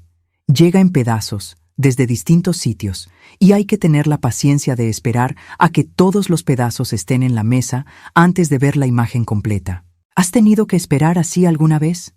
¿Has tenido que reunir paciencia cuando lo que querías era actuar de inmediato? Ponme en los comentarios tu experiencia. Dime desde dónde me escuchas y qué hora es ahí. Dale like si esta historia te está enseñando algo. Y suscríbete si todavía no lo has hecho, porque aquí hay una historia nueva cada día y ninguna se parece a la anterior. Ahora déjame seguir. Esa noche, en el apartamento de la calle Sacramento, Clara y yo nos sentamos a la mesa de la cocina con el flexo pequeño encendido y todos los documentos extendidos delante. La cartera de mimbre estaba al lado, abierta, con las 6 placas de cerámica dentro envueltas en sus retales de tela. Esteban había venido también. Había traído una libreta de tapas negras y el bolígrafo de siempre. Uno de esos bolígrafos de tinta azul que compra en la papelería de la calle Ancha y que dura meses porque escribe con muy poca presión. Fuimos ordenando todo. Los recibos de encargos con firma de Álvaro en lugar de firma de Julia. 14 en total, fechados entre 2 años atrás y 4 meses antes. Los mensajes de clientes que habían llegado a través de un número de teléfono registrado a nombre de la empresa de reformas náuticas de Álvaro, la empresa Náutica Brizal, que nada tenía que ver formalmente con el estudio de cerámica de Julia. El cuaderno ocre con los registros que Julia había llevado durante meses, con fechas y descripciones precisas de cada encargo que había pasado por Álvaro sin su conocimiento completo. Los testimonios de los 3 clientes de Rocío, con nombres y datos de contacto. Los registros de ventas del mercadillo de los últimos 12 años, que demostraban la trayectoria profesional propia y documentada de Julia. Y las fotografías de Clara, cientos de imágenes en el teléfono, organizadas por fecha, de piezas de cerámica, recibos, pantallas de conversaciones, facturas. Esteban los fue mirando uno a uno. Tomaba notas en la libreta. Preguntaba de vez en cuando: ¿esta fecha, segura? ¿Este nombre, lo puedes verificar? ¿Esta firma, tienes el original o solo la copia? A medianoche teníamos sobre la mesa algo que 3 días antes no hubiera parecido posible. Un conjunto ordenado, documentado y verificable de evidencias que mostraban un patrón claro. No una acusación, no una historia, un patrón. Fechas, nombres, cantidades, testimonios, registros. Las cosas que no se borran porque están en papel y en fotografías y en la memoria de personas que estaban dispuestas a decir lo que habían visto. Esteban cerró la libreta. Lo que tenemos aquí es suficiente para 2 cosas distintas. La primera, que Julia pueda ir mañana a registrar formalmente su actividad como artesana independiente, separada de cualquier gestión compartida con Álvaro, y que quede constancia legal de que Julia Peralta Sainz es la única titular y responsable de su obra y de su negocio. Eso se puede hacer en el Registro de Artesanos de Andalucía y en el Ayuntamiento de Cádiz. La segunda, que si en algún momento se necesita demostrar que hubo apropiación de su identidad profesional, existe documentación para hacerlo. Clara levantó los ojos de la mesa. ¿Y papá? Esteban la miró con esa mirada suya inclinada y directa. Tu padre tendrá que responder por lo que ha hecho, pero eso tiene sus tiempos y sus procesos. Lo más urgente ahora mismo no es lo que le pasa a tu padre. Lo más urgente es que tu madre recupere su nombre. Aquella noche, cuando Esteban se fue y Clara se acostó en mi cama por 3ª noche seguida y yo me quedé en el sofá del salón, me quedé mirando el techo durante mucho tiempo.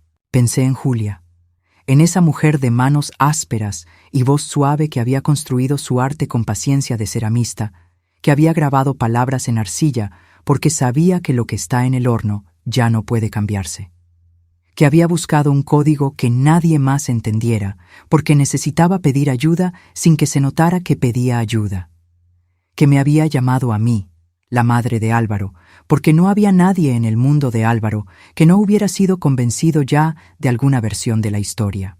Y pensé en esa frase que ella había escrito en la última página del cuaderno ocre. Si Álvaro cuenta que estoy confundida, que Clara está exagerando o que Remedios no entiende, miren mis manos. Todavía sé hacer belleza, solo dejaron de dejarme firmarla. Me levanté del sofá, fui a la cocina, encendí el flexo pequeño. Cogí la placa de cerámica con la palabra versión, grabada en el centro, y la sostuve en las manos. Era pequeña, del peso de una mano abierta. La arcilla sin esmaltar era áspera y tibia, todavía guardaba un poco del calor de la sala. Las letras grabadas con la herramienta fina eran claras y precisas, sin vacilación.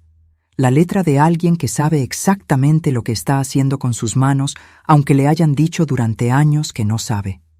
Pensé en el día siguiente. Pensé en lo que iba a pasar cuando Julia fuera al registro de artesanos de Andalucía y registrara formalmente su actividad, cuando mandara a los clientes de la lista de Rocío un mensaje diciéndoles que a partir de ese momento toda la comunicación del estudio pasaría directamente por ella, cuando cambiara el número de contacto del estudio, cuando pusiera su nombre, solo su nombre, en la placa de la puerta de la calle Rosario. Pensé en Álvaro cuando lo supiera. Pensé en la conversación que tendría que tener con él en algún momento, no esa noche, no mañana quizás, pero sí en algún momento, porque Álvaro era mi hijo, y esa realidad no iba a cambiar aunque todo lo demás cambiara. Pensé en lo que me costaría, y luego pensé en Julia en ese estudio iluminado por la luz blanca de la mañana, con las manos ásperas de cerámica y los ojos que esa mañana habían acompañado a la sonrisa por primera vez en mucho tiempo. Puse la placa de cerámica sobre la mesa, apagué el flexo, me fui al sofá, y por primera vez en 3 noches, dormí. Al día siguiente, al amanecer, antes de que Clara se levantara, fui sola a la calle Rosario. Julia estaba ya en el estudio. El horno estaba encendido y calentaba el aire de la sala con ese calor seco y profundo que tienen los hornos de cerámica, un calor que no quema sino que envuelve. Julia estaba de pie frente a la mesa de trabajo con una pieza nueva en las manos, una pieza en proceso, todavía blanda, que modelaba con movimientos lentos y seguros. No me oyó entrar.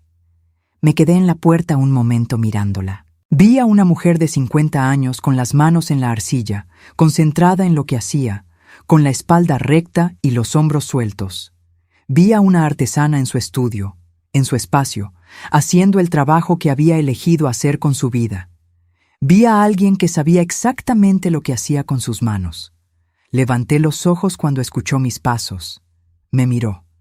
Miró la cartera de mimbre que yo traía colgada del brazo. Le dije que traía los documentos, que Esteban había dejado una lista de los pasos a seguir, que Rocío podría acompañarla al registro si quería, que Clara vendría más tarde.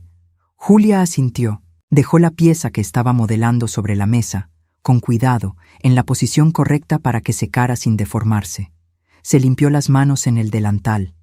Fue hasta la estantería de la derecha y cogió el cuenco de esmalte azul verdoso que me había enseñado el día anterior, el color del Atlántico en los días de calma. Me lo dio. Para ti, dijo. Lo terminé anoche. Lo cogí. Lo sostuve.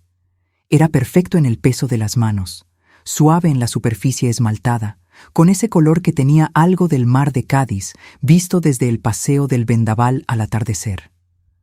Julia, dije. Me miró. No vine aquí a defender a mi sangre contra ti. Vine a impedir que mi sangre borre tu nombre. Lo había dicho ya una vez. Necesitaba decirlo otra vez. Julia bajó los ojos al cuenco en mis manos. Lo estuvo mirando un momento. Lo sé, dijo. Por eso te llamé a ti. Afuera, en la calle Rosario, Cádiz seguía con su mañana de siempre. El ruido de una persiana, el motor de una moto, las voces de la gente que pasa, el olor a mar y a piedra vieja y a pan recién hecho que entra por cualquier rendija de cualquier ventana de esta ciudad que tiene 3000 años y ha guardado muchas historias dentro de sus paredes. Esta era una más, pero esta era nuestra. Pasaron 6 meses. Lo digo así, de un tirón, porque la vida no siempre avisa cuando cambia de capítulo. A veces simplemente un día te levantas y el café huele igual que siempre, y las fotografías de Paco están en el mismo sitio de siempre, y las llaves cuelgan del mismo gancho de hierro forjado en la entrada, y sin embargo algo en el peso del aire de la cocina es diferente, más liviano, como si el apartamento hubiera soltado algo que llevaba tiempo cargando sin que yo lo supiera del todo. Me levanté esa mañana de martes a las 7 menos cuarto, como siempre. Encendí el hornillo, puse el café de olla, saqué el pan del aparador Y mientras esperaba a que el café subiera, me quedé mirando por la ventana de la cocina el trozo de cielo azul entre los tejados de la calle Sacramento. Ese mismo cielo que he mirado miles de mañanas desde que Paco y yo nos instalamos en este apartamento décadas atrás. Y pensé que el cielo de Cádiz tiene la virtud de parecer siempre recién estrenado, como si la ciudad lo lavara con el viento del Atlántico cada noche y lo devolviera limpio al amanecer. Clara había vuelto a su apartamento hacía meses. Julia había hecho los registros que Esteban le indicó. Rocío había acompañado a Julia al registro de artesanos de Andalucía un jueves por la mañana, y habían tardado menos de 2 horas en dejar constancia formal de que el estudio de cerámica Julia Peralta era una actividad artesanal registrada, independiente, con Julia Peralta Sáenz como única titular, firmante y responsable. Desde ese día, toda la comunicación del estudio pasaba directamente por Julia. Un número de teléfono nuevo, una dirección de correo nueva, la placa de la puerta de la calle Rosario renovada con el mismo texto de siempre, pero con la sensación, según me dijo Julia, de que la primera vez que la leyó después de haber hecho todos los trámites, le pareció que decía algo diferente, aunque las palabras fueran exactamente las mismas. Los 3 clientes de Rocío habían respondido bien. El de Algeciras mandó un mensaje diciéndole a Julia que se alegraba de volver a hablar directamente con ella. El de Jerez hizo un nuevo encargo. El de Sevilla le pidió que retomaran los platos de la serie que habían dejado a medias 2 años atrás. Esa serie de piezas de esmalte azul y blanco que Julia había interrumpido sin saber del todo por qué, que ahora sabía que había interrumpido porque alguien le había ido diciendo que ese trabajo no era prioritario. Julia retomó esa serie. La llamó Nombre Propio. La trabajó en la pequeña sala compartida de la calle San Félix, número 8, que alquiló a medias con otra ceramista del barrio para tener un espacio que no llevara encima la historia de los últimos años. Iba allí 3 mañanas a la semana. El resto del tiempo trabajaba en el estudio de la calle Rosario, que siguió siendo suyo, que siguió teniendo la misma puerta azul marino gastada por los bordes, el mismo horno en el hueco del fondo, las mismas estanterías de la derecha con las piezas en sus fases. Lo que cambió fue la cartera de mimbre. Ya no la usaba para guardar cosas que no podían guardarse en otro sitio.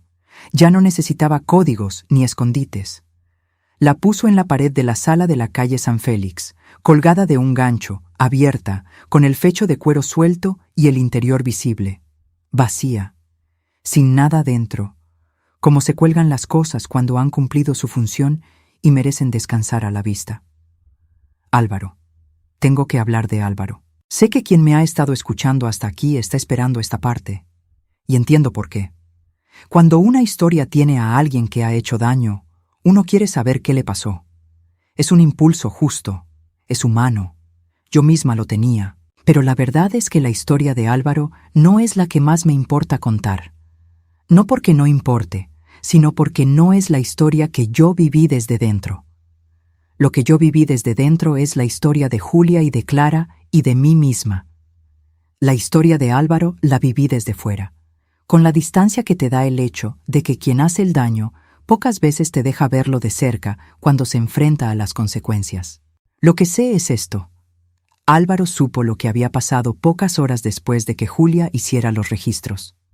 Lo supo porque los clientes empezaron a llegar directamente a Julia, y él dejó de recibir comunicaciones del estudio. Lo supo porque Clara le llamó ese mismo día para decirle que sabía lo que había pasado y que no iba a seguir callándolo.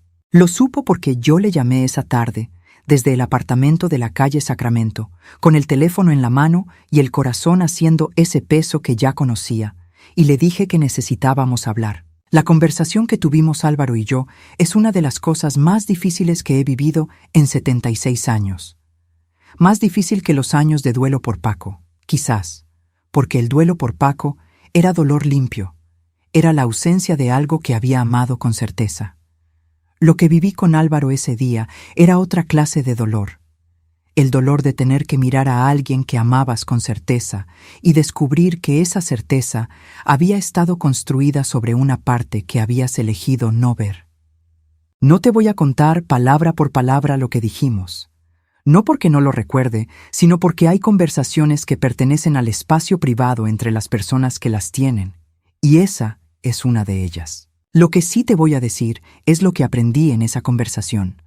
Aprendí que Álvaro tenía sus propias explicaciones, que creía, de alguna manera, que solo él puede entender del todo, que lo que había hecho era ayudar, que Julia no lo gestionaba bien, que él era más eficiente, que era por el bien del negocio, que nadie lo veía correctamente. Sus palabras eran las palabras de alguien que ha vivido mucho tiempo dentro de una versión de los hechos que le resulta cómoda, y cuando esa versión empieza a cuartearse, lo primero que hace es intentar reforzarla desde dentro. No le dije que era un mentiroso.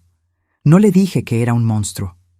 No hice ninguna de las cosas que quizás parte de mí hubiera querido hacer. Le dije que lo quería, que siempre lo iba a querer, y que eso no me obligaba a creer todo lo que me decía. Fue la frase más difícil que he dicho en mi vida, y también, creo, la más honesta. Álvaro se fue de la casa de la calle Beato Diego de Cádiz 2 semanas después. Se fue a vivir al apartamento de un colega de la empresa en el barrio de La Viña, al otro lado de la ciudad. Julia se quedó en la casa con la custodia de nada, porque Clara ya era adulta y no había nada que custodiar, pero sí con la tranquilidad de poder abrir las cajas del estudio sin preocuparse de que alguien las revisara. El proceso legal lo lleva Esteban, con la paciencia y la precisión de siempre. No ha terminado. Estas cosas no terminan rápido. El sistema jurídico español tiene sus tiempos y sus procedimientos y sus formas de avanzar que no siempre coinciden con la velocidad a la que uno querría que se hiciera la justicia.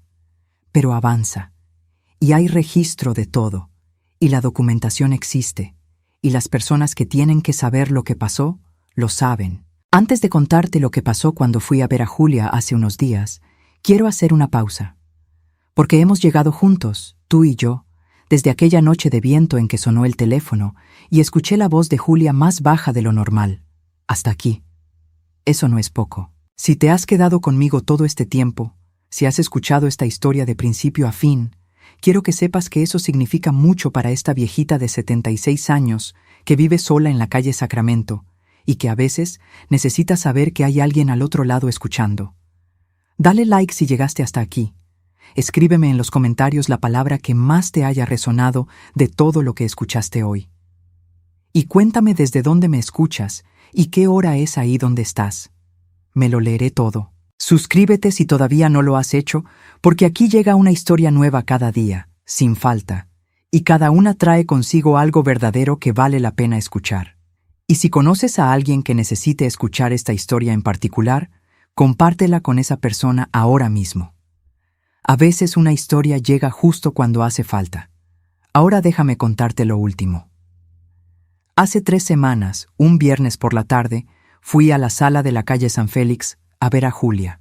Era una tarde de esas que Cádiz tiene en septiembre, cuando el verano ya se va yendo, pero no del todo, cuando el calor es más suave y la luz tiene una textura dorada que dura hasta bien entrada la tarde y hace que las fachadas blancas del casco antiguo parezcan encendidas desde dentro.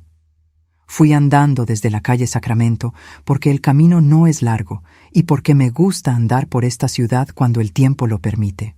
Pasé por la plaza de San Antonio, donde me siento muchas tardes en el banco de siempre, el que está bajo el árbol de la esquina izquierda, a mirar pasar a la gente.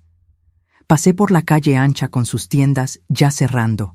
Entré por la calle San Félix, que es estrecha y tranquila y tiene ese olor a ropa tendida y a cocina de tarde que tienen las calles interiores del casco histórico cuando ya no hay turistas. La sala era pequeña. La compartía Julia con la otra ceramista, Beatriz, una mujer joven de 30 y pocos años que trabaja con porcelana y que ese día no estaba.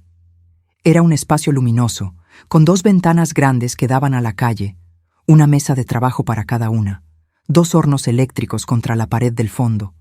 Las paredes eran blancas y en algunas había estantes con piezas en proceso. Y en la pared de la derecha, colgada de un gancho de metal a la altura de los ojos, estaba la cartera de mimbre. La vi en cuanto entré. Me detuve un momento a mirarla. El mimbre tejido en diagonal, el fuelle lateral de rayas azules y blancas, algo descoloridas por el tiempo, el fecho de cuero marrón con el botón de latón suelto, la mancha de arcilla seca en el ángulo inferior izquierdo, colgada abierta, con el interior vacío y visible, como se cuelga algo que ya no necesita esconder nada porque lo que guardaba ha encontrado el lugar donde tenía que estar. Julia estaba de pie frente a la mesa de trabajo, de espaldas a mí, concentrada en una pieza que estaba terminando. No me oyó entrar. Me quedé en la puerta observándola un momento. Tenía la espalda recta, los hombros sueltos, las manos en la arcilla con esos movimientos suyos lentos y seguros que había visto tantas veces y que me habían parecido siempre la imagen de alguien que sabe exactamente lo que hace. Llevaba el delantal de siempre, el de tela gruesa azul oscuro con manchas de esmalte de muchos colores acumuladas durante años. El pelo recogido con la horquilla de siempre. Pero algo era diferente. Tardé un momento en entender qué era, y cuando lo entendí fue tan sencillo que casi me sorprendió no haberlo visto de inmediato. Estaba cantando, muy bajito, casi sin voz, con esa manera en que uno canta cuando no sabe que está cantando. Una copla antigua, de las que se aprenden de niño y quedan guardadas en algún sitio del cuerpo sin que uno sepa muy bien dónde.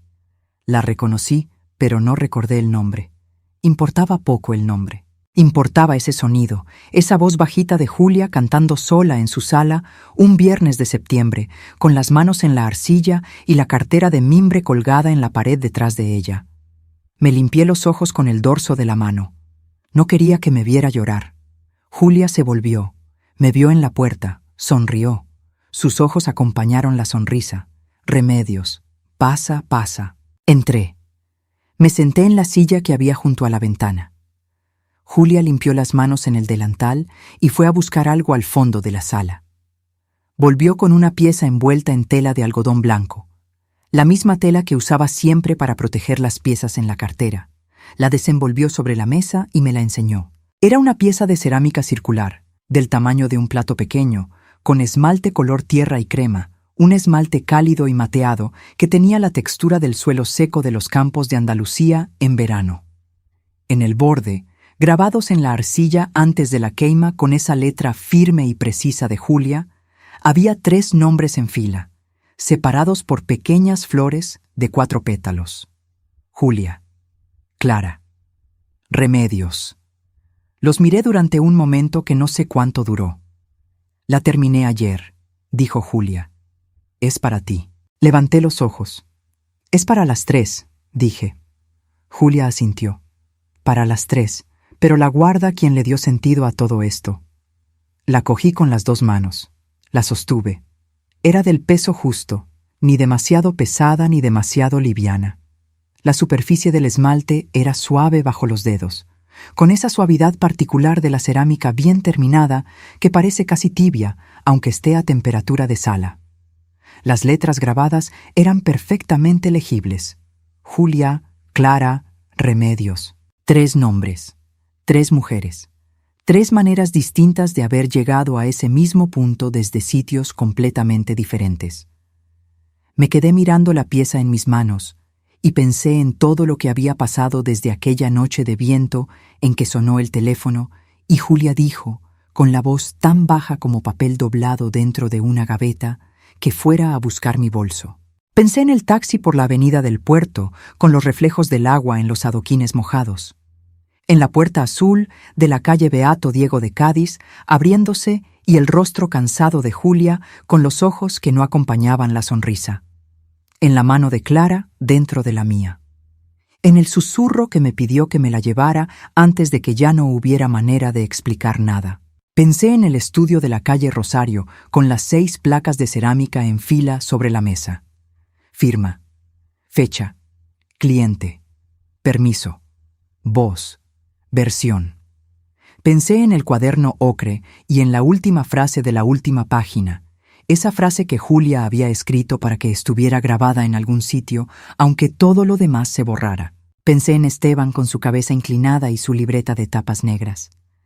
En Carmela bajando a abrirme la puerta a las 11 de la noche, con la memoria intacta de un hombre que había preguntado por una cartera de mimbre.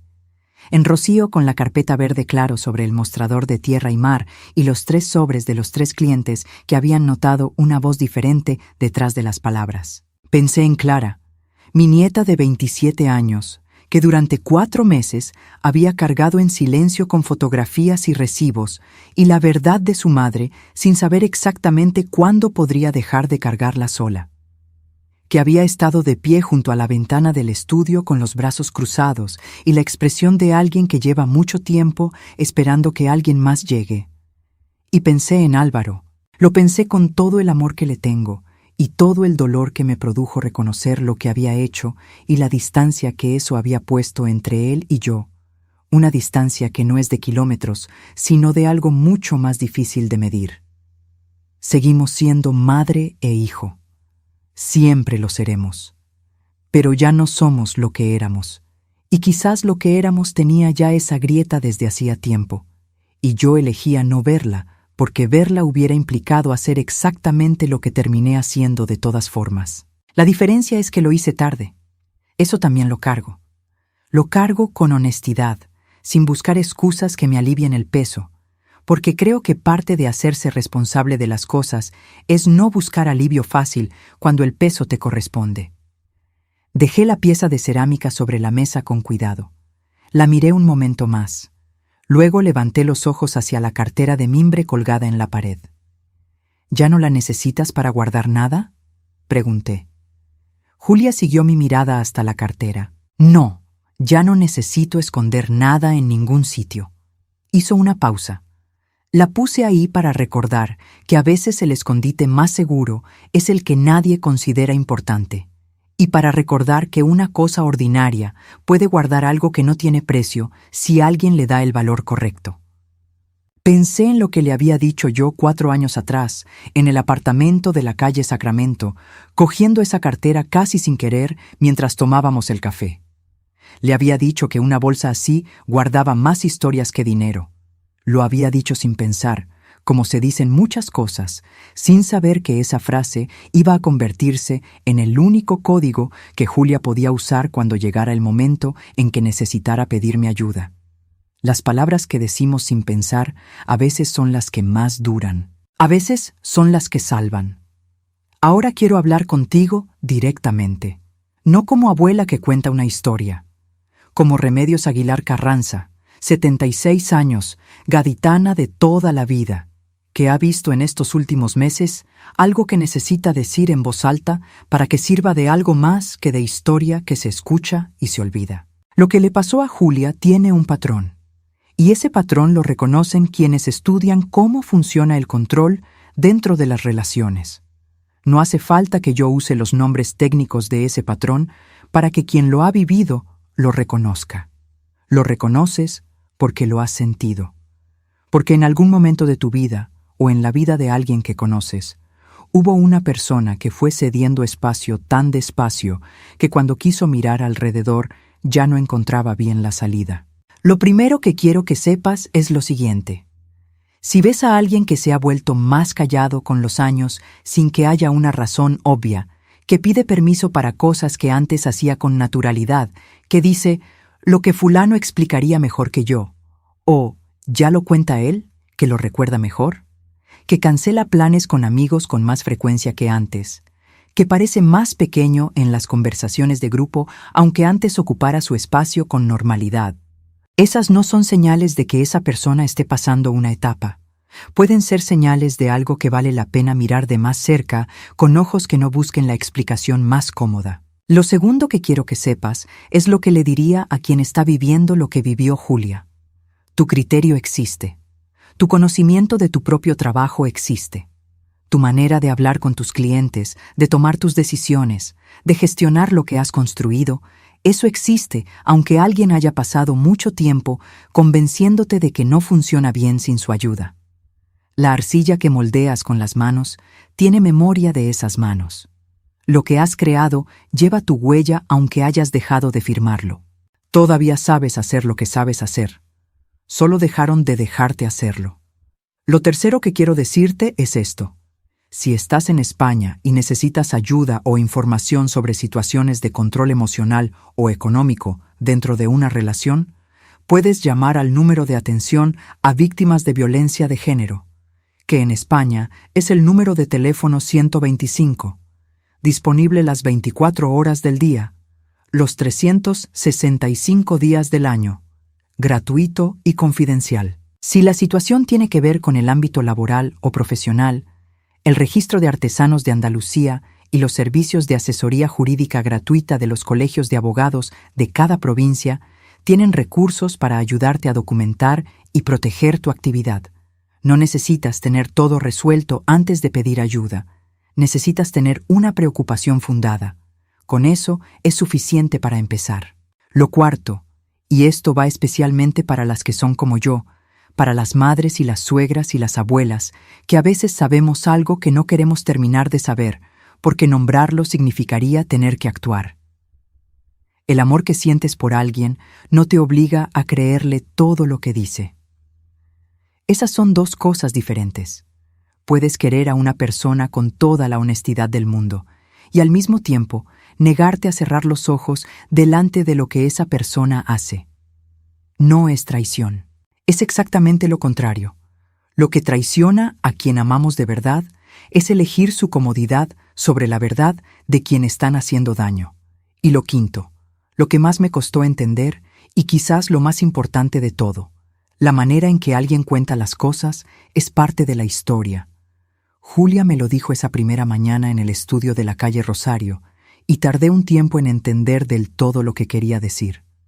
Ahora lo entiendo. Cuando alguien te cuenta una versión de los hechos con mucha calma, con mucha lógica, con mucha preocupación aparente por la otra persona, y esa versión siempre sitúa a la otra persona como confundida, inestable, incapaz o exagerada. No le estás haciendo un favor a nadie aceptando esa versión sin preguntar más. La calma con que se cuenta algo no prueba que sea verdad.